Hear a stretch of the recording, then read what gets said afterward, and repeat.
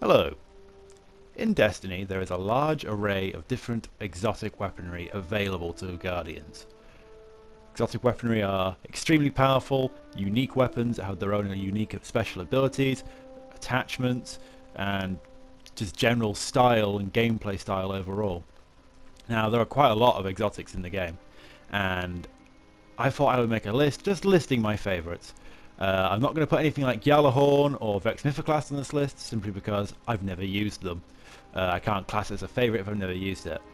So without further ado, here's my first favourite weapon.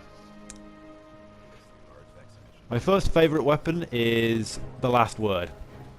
I wanted this gun for ages. It's just the design of it, how, you know, when you pull the gun out, he spins it round like it's an old-fashioned Wild West revolver, and also the way he fans the hammer every single time he pulls the trigger. I freaking love that. It is a cool as shit weapon, and it is bloody brilliant in PvP. Now, one of the reasons why it's on my list for being one of my favourites is, like I said, I wanted it for ages. And then, on I can't remember what week number it was, but it was on the 9th of January, my birthday, that Xur decided he would sell The Last Word. That made me incredibly happy, because I had wanted the gun for ages, and it was like the game had just gifted it to me. So, I'm very happy with that. I just love the weapon. I love old-fashioned style revolvers. It just makes me think of Firefly, that kind of futuristic yet Wild West kind of weapons, and just the gilded edges and stuff. And it just looks so freaking cool. The next weapon is Bad Juju. Now, I never got this weapon before they patched pulse rifles. I always thought pulse rifles were okay before they upped the damage, but, you know, ever since they've been absolutely bloody brilliant. Now, I got mine after the patch, and I gotta say, I love this weapon. It is ridiculously useful for fighting Hive and just any other enemies in large groups. The damage upgrade makes this thing actually do a decent amount of damage for its low impact. The fact that its magazine refills after every kill, regardless of, you know, how much reserve ammo you've got, it doesn't take out your reserve ammo. It means you can just keep firing and keep firing without having to reload. And on top of that as well, the fact that every single kill grants you a little extra super energy. You can deal out a massive amount of hurt with this weapon. And on top of that, it looks awesome. I love the fact that it's a scout rifle, not a scout rifle, sorry, a pulse rifle, yet it has a scout rifle's frame. I don't know why pulse rifles just, I think it really seems to suit it more than some of the pulse rifle designs. Also, I love the lore behind it. There was a weapon designed by Toland of the Shattered, the rogue warlock. I love like the black metal frame and like the bones and stuff all over it. It's a genuinely awesome looking weapon, and I can't recommend it enough for the first section of Crota's End. It is extremely useful against all the different hive that swarm you.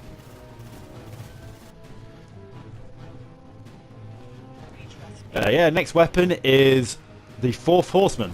A lot of people are probably wondering, why the hell has he put this game on the list? It's absolutely bloody useless. Well, I actually frigging love this gun. It is pretty much an automatic rapid-fire shotgun, which it does unfortunately have a slow reload speed, but there is a perk to fix that. And whilst its short range can be a bit of an annoyance at times, if you're close enough to actually, be in proper shotgun range like it should be to get the most out of a shotgun's damage, it's powerful. But ever since the buff to shotguns in PvE, this thing has just been chewing through bosses for me. I've been able to solo some of the new House of Wolves bounties simply because this thing's arc damage chews through, Captain shields, and the fact that it also does an extreme amount of damage in an extremely short period of time thanks to the shotgun buff. On top of that, like with The Last Word, I love that it's got that kind of old-fashioned Wild West look to it with wooden stock and handle, like old-fashioned sight and the cool, the gilt metal on it. But also, it's got 4 barrels on it, and it fires super rapid fire. It is a satisfying weapon to use, and it is great for just DPSing down bosses, large enemies, or just chewing through large groups of enemies extremely quickly.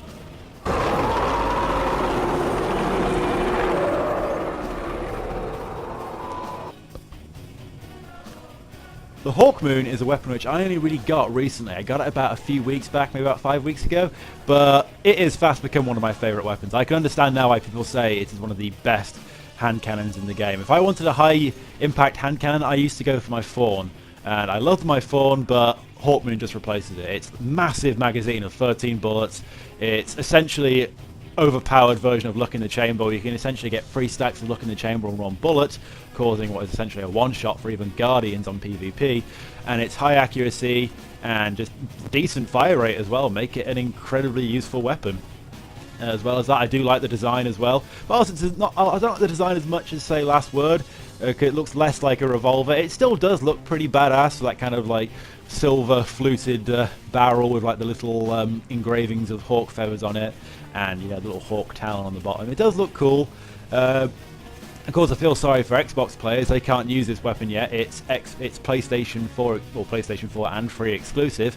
But when they get it in fall 2015, they're going to get a weapon which is extremely reliable and very good for the raid. I used this weapon when I first cleared Vault of Glass quite a bit, because it's just the extra damage it did to bosses and oracles was incredibly useful.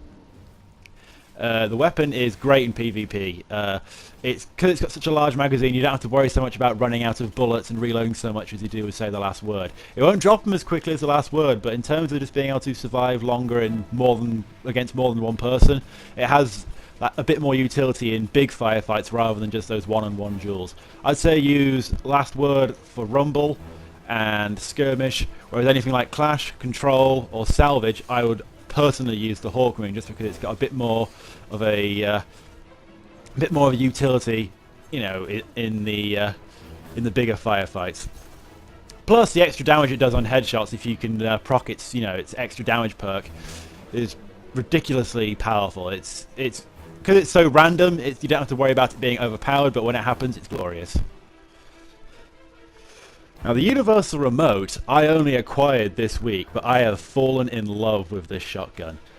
Again, it's another weapon which some people like Planet Destiny or Datto Does Destiny, they don't really seem to like it. They seem to say it's a bit of a failure, say it's a novel idea. You know, the principle of this weapon is it's a shotgun which is normally reserved for the special weapon slot, but is instead allowed to be wielded as a primary weapon. So if you wanted to be incredibly cruel in the Crucible, you could carry Universal Remote and another legendary shotgun, meaning, you know, you'd have 2 shotguns in one fight.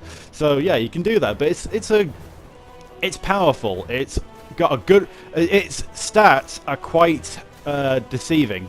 It says that it's got a low range, but in reality, I found this gun's got one of the longer ranges of shotguns, and that's only improved with the Hammerforged perk, which you can choose, as well as its namesake perk, Universal Remote, which increases its range and damage down sights.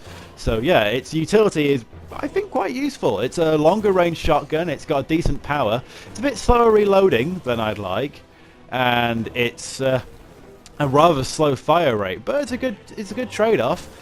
It's, you know, it's a powerful weapon, and the fact of the matter is you can have a shotgun in your primary slot. When I'm using this gun, which I'm doing quite a lot now, I like to use Universal Remote, obviously, in my primary, and then have something like Aphrodite Spear as my sniper rifle in my secondary slot. Of course, when House of Wolves comes out and I can get my hand on those sidearms, I'll probably be going for a shotgun probably going for Universal Remote in my primary slot, and then use something like the Vestian Dynasty or the Dreg's Promise, if I can get hold of that thing, in my secondary slot. But yeah, I also love the design of it, that kind of junkerish look. It's a bit, you know, not broken, but I'd say a bit more rusted looking. It's got a cool kind of like, it's got a kind of desert camouflage to it, which I really like. And plus, the scope is really cool looking. I absolutely love the scope.